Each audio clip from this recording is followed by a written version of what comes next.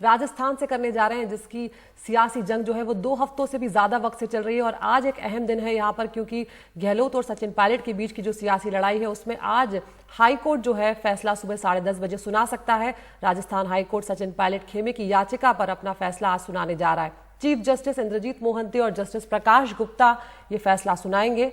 High court ये तय कर सकता है कि स्पीकर द्वारा सचिन पायलट और 18 विधायकों को जारी अयोग्यता का नोटिस वैध है या नहीं।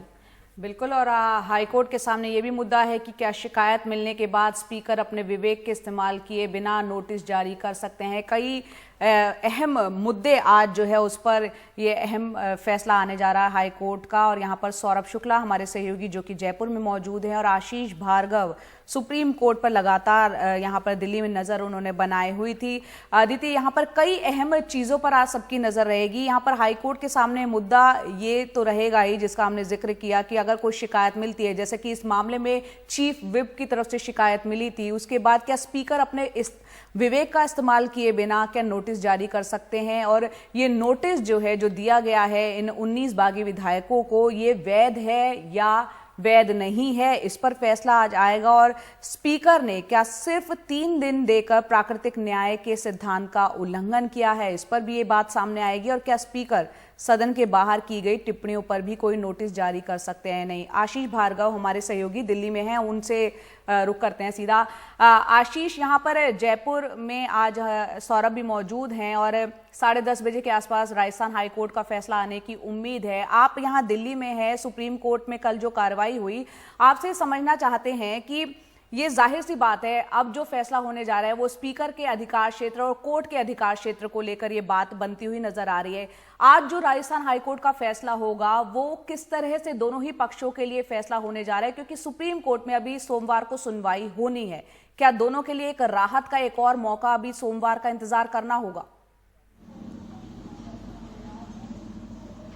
ये देखिए, जो भी हाईकोर्ट का आज फैसला होगा उसके कानूनी रूप से कोई मायने नहीं होंगे, क्योंकि वो इम्प्लीमेंटेशन उसकी नहीं होगी, क्योंकि सुप्रीम कोर्ट में पेंडिंग है और सोमवार को सुप्रीम कोर्ट को सुनवाई करनी है। और सोमवार को ही मुझे लगता नहीं कि वहाँ सुनवाई भी पूरी होगी, क्योंकि एक लंबी हियरिंग होनी है।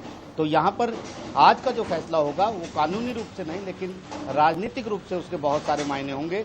और राजनीतिक रूप से हार और जीत को वो फैसला तय करेगा, चाहे वो सचिन पायलट खेमे का हो या फिर अशोक गहलोत की तरफ से हो। तो कुल मिलाकर यहाँ पर हाईकोर्ट को ये तय करना है कि जो नोटिस जारी किए गए क्या उनको रोक लगाई जाए, जैसा कि सचिन पायलट ने मांग की थी उनके खेमे ने। और साथ ही में ये बात की थी कि पार्टी विरोधी गतिविधि तो उन्होंने की नहीं है, उन्होंने ना ही पार्टी छोड़ी है और ना ही वो पार्टी की सरकार गिराने की कोशिश कर रहे हैं। वो तो सिर्फ और सिर्फ अशोक गहलोत का जो नेतृत्व है उसके खिलाफ पार्टी के भीतर रहकर आवाज उठा रहे हैं।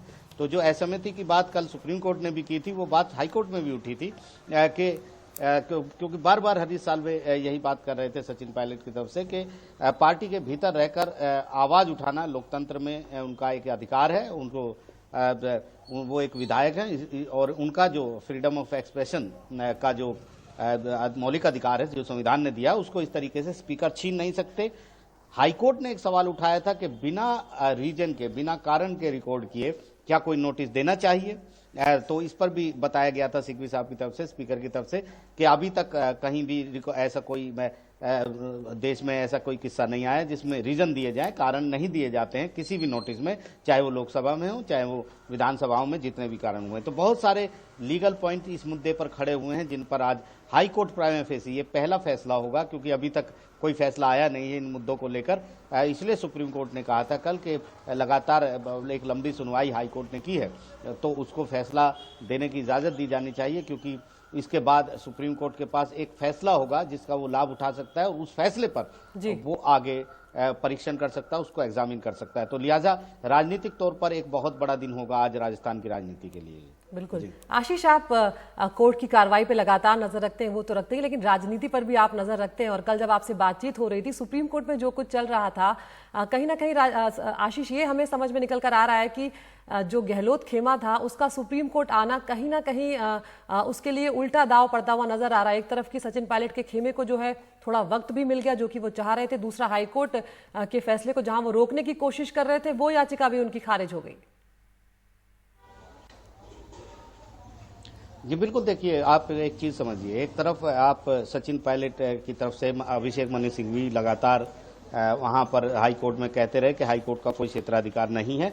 जब तक स्पीकर फैसला ना ले लें तब तक कोई देश की अदालत इंटरफेयर नहीं कर सकती। संविधान की 10वीं सूची ने ये उनको अधिकार दिया है स्पीकर को कि नोटिस की कार्रवाई पर देश की अदालत कभी भी हस्तक्षेप उनके अधिकार में नहीं कर सकती। लेकिन यहां पर सबसे बड़ा पेच ये फंसा कि वो उन्होंने ये कहा भी और उसके बाद हाईकोर्ट में सुनवाई शुरू होने से पहले उन्होंने अपनी जो नोटिस की सुनवाई थी उसको 2 बार डेफर किया, 2 बार टाला हाईकोर्ट। और जब तीसरी बार हाईकोर्ट ने रिक्वेस्ट की कि 24 जुलाई तक वो टाल दें तो उन्होंने इनकार कर दिया। उन्होंने कहा वो नहीं रुकेंगे बशर्ते के मंगलवार तक यानी 23 जुलाई तक जो ये लोग हैं अपना जवाब ना दे दें। वही चीज सुप्रीम कोर्ट में भारी पड़ गई और यही चीज हरीश साल्वे ने उठाई। वो लेटर भी दिखाया कि पहले तो वहां पर उन्होंने मान लिया कि हाईकोर्ट का अधिकार क्षेत्र है और हाईकोर्ट में उन्होंने लिख के दिया कि हम वो कार्रवाई टाल रहे हैं योग्यता की, और लेकिन अब बाद में वो चैलेंज करने आ गए जब हाईकोर्ट ने 3 दिन सुनवाई कर ली। तो ये चीज बहुत उनको लिए नुकसानदायक रही है।